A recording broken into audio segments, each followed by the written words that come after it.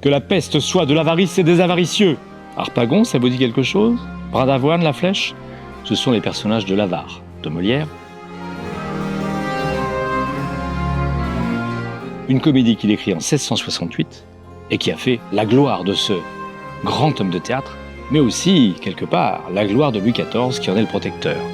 La pièce est bien connue car elle met en scène un personnage, une caricature, mais en même temps une illustration d'une forme française, pourquoi pas, de son temps. Ce vieux plein de sous qui ne veut pas les donner. Ma cassette, où est-elle? Eh bien, elle est dans le trésor que Molière a composé avec cette œuvre.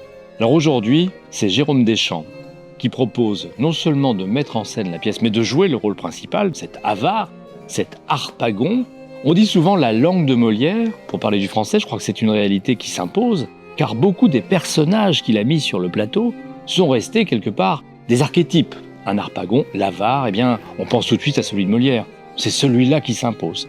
Cette pièce sera donc dans des costumes un peu historiques, la retranscription aujourd'hui du succès qu'elle eut à la cour de France notamment, et à Paris, en 1668 et les années suivantes, parce que vous savez, Molière reprenait systématiquement ses pièces dès qu'elles avaient du succès, elles permettaient de remplir les caisses. Et donc, tant que ça remplit les caisses, et tant que ça a du succès, on la continue.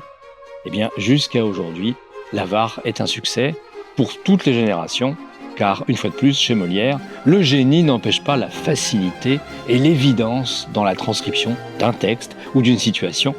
On est là devant un projet artistique qui, sans doute, aurait la force de la Grande Vadrouille si on le mettait aujourd'hui.